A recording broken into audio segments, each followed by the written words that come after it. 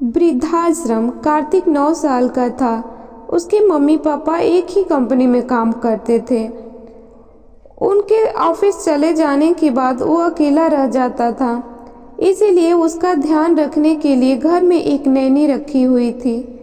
कार्तिक अपने mummy papa के इकलौता संतान था, इसीलिए कार्तिक की हर इच्छा पूरी की जाती थी।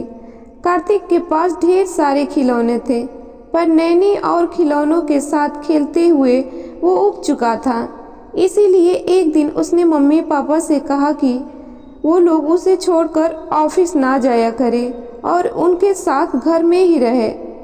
मम्मी पापा के लिए ऑफिस छोड़कर घर पर रहना संभव नहीं था, इसीलिए उन्होंने नैनी से कहा कि कार्तिक को पास के ही पार्क में रोज घुमाने ले जाया करे। उनका कहना मानकर नैनी कार्तिक को पास के ही एक पार्क में ले गई। शाम का वक्त था। पार्क में बहुत सारे लोग थे। वहाँ झूले लगे हुए थे जिन पर बच्चे झूल रहे थे। कार्तिक भी उन सब बच्चों के साथ झूलने लगा। झूलते हुए एक बच्चा अचानक ही झूले से गिर गया और रोने लगा।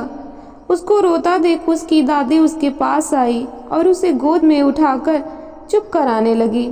बच्चे को चुप कराने के लिए उसकी दादी ने पार्क में ही खड़े आइसक्रीम वाले से आइसक्रीम भी दिलवा दी। बच्चा चुप हो गया। नैनी ने भी कार्तिक के बिना मांगे ही उसे आइसक्रीम दिलवा दी। कार्तिक बहुत देर से उस बच्चे और उसकी दादी को देख रहा था। वो बच्चा फिर से कार्तिक के बगल में आकर झूलने लगा। ये तुम्हारे नैनी है? कार्तिक ने उस बच्चे से पूछा। नहीं, वो मेरी दादी है, मुझे बहुत प्यार करती है, उस बच्चे ने कहा और भागकर अपनी दादी के पास चला गया। दीदी, आपकी भी दादी है? कार्तिक ने अपनी नैनी से पूछा। नहीं, मेरी दादी तो अब इस दुनिया में नहीं रही, पर नानी है और नाना जी भी, नैनी ने बताया। फिर कार्तिक और नैनी घर आ गए। रात को कार्तिक के मम्मी पापा घर आए तो कार्तिक ने उनके सामने एक अजीब सी जिद रख दी। वो कहने लगा कि मुझे दादा दादी जी और नानी और नाना जी भी चाहिए। उसके मम्मी पापा उसकी बात सुनकर चौंक गए। नैनी ने बताया कि पार्क में बहुत से बच्चे अपने दादा दादी के साथ आते हैं। उन्हें देखकर ही कार्तिक के मन में यह बात आई है। कार्तिक की मांग गलत नहीं थी, पर पूरी भी तो नहीं हो सकती थी, क्योंकि चारों में से कोई भी अब इस दुनिया में नहीं रहा। और रही रिश्तेदार की बात, तो उसके मम्मी पापा दूसरे शहर में रहते और रिश्तेदार दूसरे शहर में थे। मम्मी पापा ने कार्तिक को समझाने की बहुत कोशिश की, मगर वो नहीं समझा।